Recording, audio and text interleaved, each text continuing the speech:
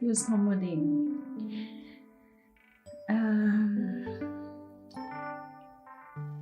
Um, t- um, oh man, this is hard. The portrait of Tom. Well, besides the lack of socks and his horn that he drinks his coffee with, that is a kind of a very visual portrait, but I feel visual portraits are not enough when it comes to Tom. Generous is a very good term to describe Tom with. I think he's very generous with his time, with his knowledge, with his advice. You think you know what is coming, but then in reality is able to surprise you. And I think probably that's the way that I would describe Tom. It's a surprising, it's a discovery. I would say Tom Modeen is oh my God, this is difficult. Okay, let me think. So Tom Modeen is a very charismatic character, I would say. Very critical, has a philosophical kind of way of working. Words is poor to describe such a skillful guy like my friend Tom. But he's very smart, willing to learn new things, and he has ability to catch it immediately. Tom Modeen is someone who will give you a lot of directions and will give you courage and confidence, but confusion at the same time in a good way. Sometimes I joke that it's a obsessive-compulsive disorder, and I don't mean that in a negative sense. It's just that for him, design is so innate to what he is. Basically, he's a book, this thing, that's full of knowledge, you know.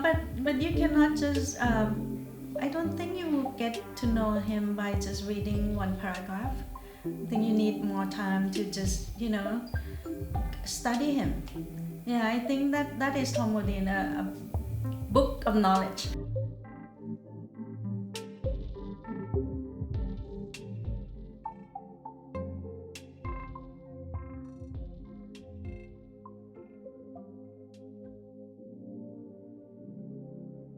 The idea comes first, and then I had to find a name for it.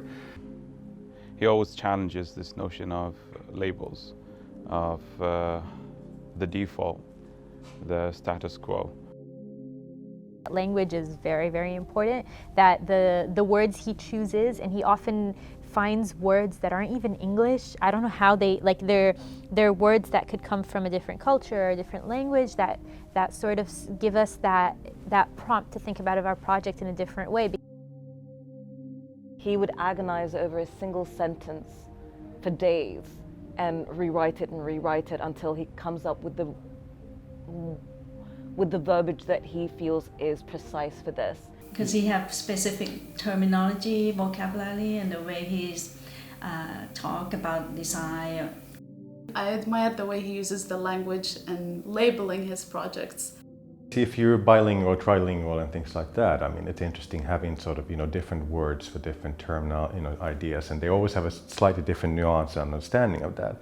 And some languages, if you speak Swedish or Finnish or English or, what have you, there's certain words that don't even exist in the other language, or they're combined and things like that. You know what you're expecting, but you know that there will always be a twist or a very special way of, a very special take that Tom has on that argument. Because we don't know what the boundaries are, and negotiating those boundaries actually produces some more kind of complex and compelling ideas that either contribute very much directly back into the discipline or might sort of start to evolve as other sorts of ways of thinking about the environments that we're attempting to construct for ourselves. anything great that comes along starts with 2 words, and it's what if. The object that he's producing, they are poetic, you know, not very obvious, not in your face. They have a hidden surprise in a way, you know, that you have to discover it. But I think he's very much about crossing over between these boundaries anyway. I don't think he's limited by whether it's in this area or that area. He's got his fields of research, and they do cross over into many different aspects. He doesn't like to he blurs the lines between the different disciplines, between the different beings of a person. I feel he does that well, and that's why he's able to connect well with all of us. It's sort of almost like a piece of jewelry to some degree, but it is sort of in the sense of representation of an architectural proposal. Any kind of terminology and word and sort of structured ideas that you have, they're always going to be somewhat smudged or blurred around the edges, if you will. So I'm very sort of cautious about absolute descriptions or absolute outcomes and finite conclusions. There's always a narrative. There's always that little story, that little anecdote, that little fairy tale, that little bit of news. Classic fiction, I love it.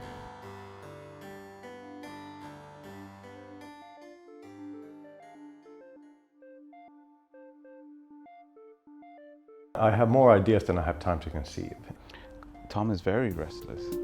For Tom, design is so integral in his daily life. It's not something that he can ever switch off from. No, and I know some people kind of say that, but for him, it's literally and practically, it's the first thing he does when he wakes up, and it's the last thing at night that he does, and he does it in between. I mean, we could be having a conversation and he'd pull out his notebook and start sketching. He will have a sketchbook, and if he has some idea or he sees something interesting, he will sketch. Always thinking, you know, he's always thinking and busy mind, you know, that's why he had his sketchbook with him all the time. He had like sketchbooks, right? And he used to, like, whenever we had a conversation with him, he would like sketch out ideas and things like that. And I realized that this was an important part to kind of start a conversation with Tom. I have a very hard time focusing on one thing at one time. I almost need to have a few things, and then if I get bored with one, I can quickly switch to something else and think about that, and that kind of triggers the interest, you know, after a while in the original one or something else. So. Like all the sketching, whenever he goes, when he travels, because you know, sometimes when you travel, you're like, okay, that's it, I'm taking a break. But for him, it's like an ongoing process. I feel he takes it onto himself to always be in motion. It becomes important for Tom. I notice sometimes when I do run out of a sketchbook, for example, this is going to be run out in a few pages. I guess some form of discomfort, I guess, if you don't have those things. So, you know, by now it's sort of become such an essential component of how I engage with things and who I am. Again, it's a sort of filtering ideas, that you are pulling them out of your brain, he's looking for a way to visualize them, and he has this need. I think it's his personality, he enjoys it, otherwise he wouldn't do it. So he's constantly sketching or making drawings. If there is a week that he hasn't sent off, I mean, like every day he's designing something, but every week he sends off something to be fabricated. And if it doesn't happen, I can tell because he gets very agitated and he was just like, but I really need to send something, I really need to send, it's been a week. From the number of drawings Tommy's producing, and for the amount of work he produces as well, of realised projects, I'd say it's both. Some of them seem to be starting points for ideas, or maybe not at the time, but he might come back to it later, whereas other things perhaps is working through an idea or a problem around a specific project. Some of the projects I've probably been working on for a decade, and they're still kind of coming together. And some, you know, I kind of get an idea one week and it's actually executed in the next week. The importance of naivety for an artist, but I think you could extend that for an architect, designer, object maker, however Tommy would define himself. Because you have to look at the world afresh and you need new ideas and you need to be positive to keep trying to move forward and make new projects.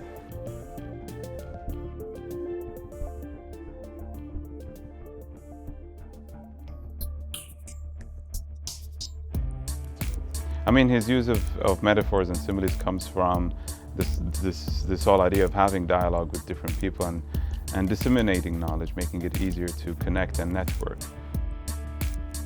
He's an incredible researcher, and he's an incredible person that he is able to connect with other people, learn from other people, but at the same time give back. He will offer me his idea, and he show me what he need to do, and we start thinking together how we can do it, and even how we can develop it, or how we can make it more simple and more fast. In the way that Tom works is he tries to challenge what these tools and these all these digital fabrication methods can actually give us. These small things we are doing ourselves from A to Z, since design which were previously prepared by Tommy, and to do it by me, even by him also. So to meet someone who's using programs like this and applying it to industry on a daily basis, I think both Tommy and the stonemason found this a very exciting conversation. Yeah. Just construction field and manufacturing, they don't have the time to look at the materials the way or by Tom's eyes. Even though I do use 3D printing and these techniques for some of these objects, for example, that's kind of reflected in this. So this is a small egg cup where there's a silver frame where you can kind of put the egg here and then sort of condiment, salt or pepper here. It fits in the frame. But then, this was actually 3D printed, but it was sort of printed with the glazing, the sort of the bottom side, the top side at the bottom. So when you turn it around, it actually has this non-glazed surface, which is actually very kind of almost similar to an eggshell. Like Tom, I love the interaction. I love the interaction with the person making and coming with a kind of ignorant mind to it, or with a limited mind, and trying to show my ideas and see the reaction of the person that knows about it and how he can advise and what comes out of this collaboration. So he is very good at trying to understand the potential, not of making an object, but of making a new object that can only be done with that specific technology. Pushing the technology, and once he knows it, to get new things out of it. And in that sense, he's a maker. He is a designer and a maker, because he really wants to understand the technology to go further.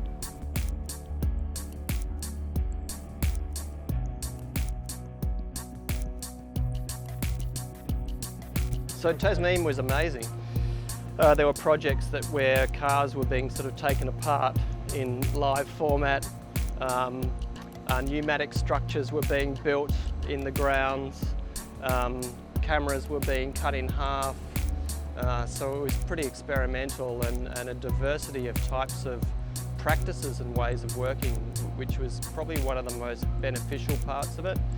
So I think that really Tom had a fantastic oversight in relation to the depth and breadth of the type of practices that were being explored through Tasneem.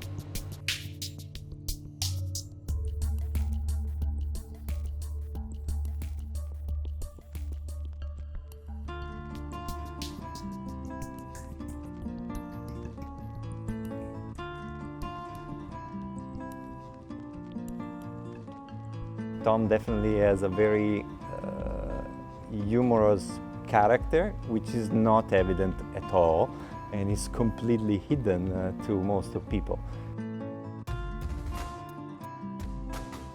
Public who may not be used to seeing art or engaging with contemporary art, humour can be a means to bring people in. Everyone can relate to humour. It sort of takes the pressure off in a way. Very clever and dry, and just you take a while to get it, like, oh okay, that's the joke.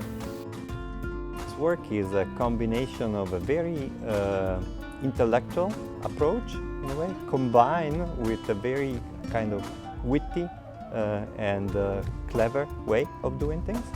And the combination is very unique. I enjoy the humor that he has in his work and in the classroom and beyond the classroom, of course, because he has this way of showing humor, but in a calm way. He echoes Tati in a way, that even not just with the jokes he cracks, but also sometimes the way he pokes things with humor in the things he makes.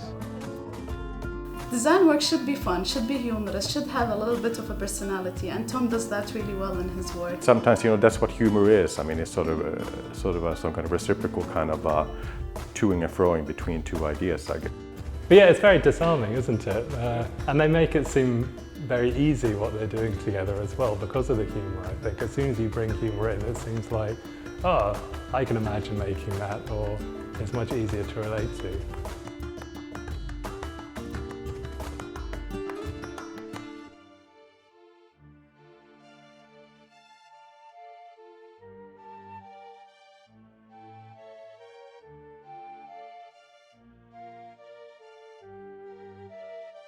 I think that they complement each other.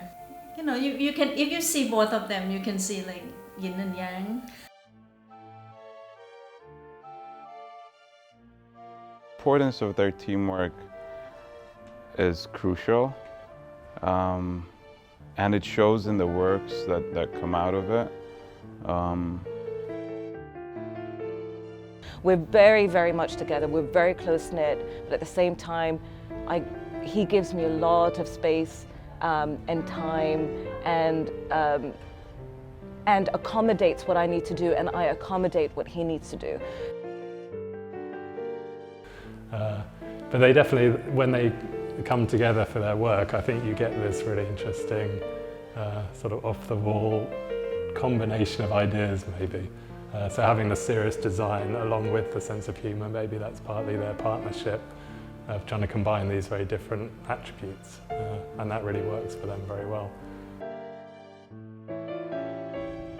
We realised very early on what our strengths were. The way he and I, there are many parallels in the things that interest us, and then these complete opposites. And they work so well. I think they have a apparently very different personality. So the way that Mesa behaves or talks to people is completely different from the way that Tom talks to people. But in reality, they share an incredible dedication and passion for design and for the way that design can affect positively the life of people. It took a little bit of time for me to realize that I don't need to be good at the stuff that he does. They fill in the gaps for each other, and they also challenge each other in a way that kind of they kind of push themselves or push each other in different ways. Mesa can be very critical of my work, and of course I huff and puff and things like that when she kind of does that. But then, a day or two later you digest it, and then if it makes sense, it makes sense, and you listen to it and you follow up on it.